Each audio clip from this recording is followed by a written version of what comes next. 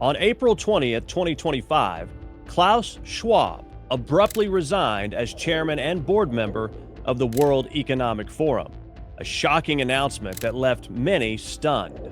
The exact reason for his departure remains unclear.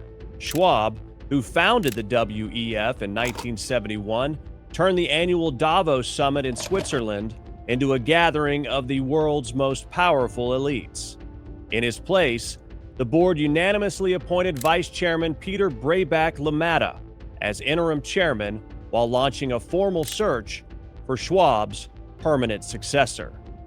But why did Schwab step down? And who exactly is Peter Brabeck-Lamata? More importantly, what does his leadership mean for the future of the globalist agenda? Before we unpack that, it's worth understanding what the World Economic Forum actually is. The WEF is a private organization that convenes world leaders, CEOs, and NGOs to coordinate on global issues. But critics argue it operates without democratic accountability, shaping global policy in ways that override national sovereignty. Many of its participants are unelected, yet wield enormous influence over how countries respond to issues like climate change, pandemics, and digital policy. While the WEF claims to champion global cooperation on challenges like inequality and sustainability, its critics say it pushes initiatives that centralize control and dilute personal freedom. Take the Great Reset, for example, which was launched during the COVID-19 pandemic. It was marketed as a roadmap for a fairer, greener future. Its underlying proposals include digital IDs, central bank digital currencies, and mechanisms for global governance, ideas that critics argue reek of dystopian overreach. Another core initiative? ESG, environmental, social, and governance scoring. It's presented as a way to guide investors toward responsible companies. But many argue it penalizes businesses that prioritize traditional free market values over progressive compliance. In short, the WEF favors global solutions to local problems, and for many, that's exactly the problem. So why did Klaus Schwab really step down?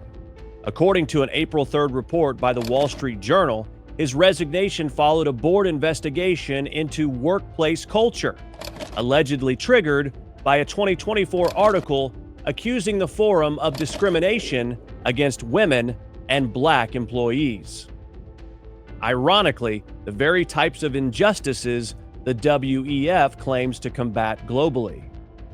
And that brings us to Peter Brabeck-Lamata, a name that's raising eyebrows around the world. Brabeck joined Nestle in 1968 as a sales manager in Chile. Over 3 decades, he climbed the corporate ladder known for his relentless drive and sharp focus on growth. By 1997, he was CEO of Nestle, steering the company into the new millennium.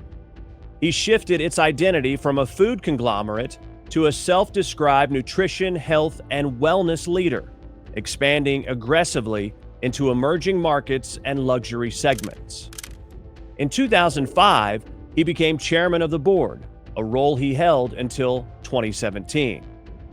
But it wasn't just Nestle's global expansion that defined him.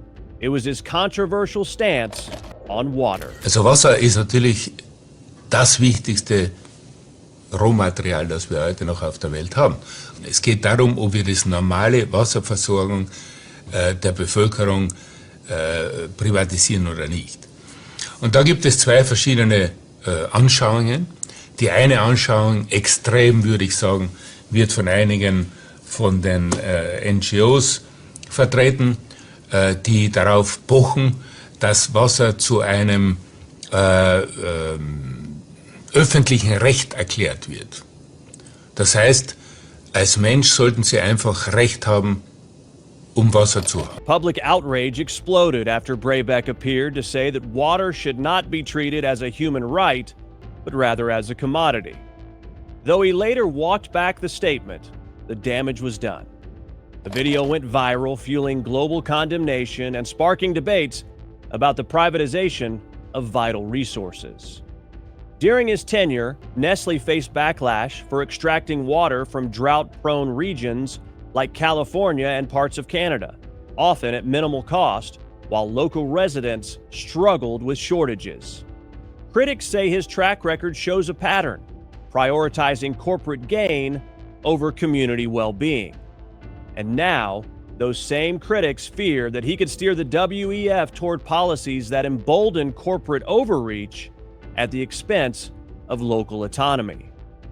Brabeck also founded the 2030 Water Resources Group, a public-private initiative with the World Bank focused on water sustainability.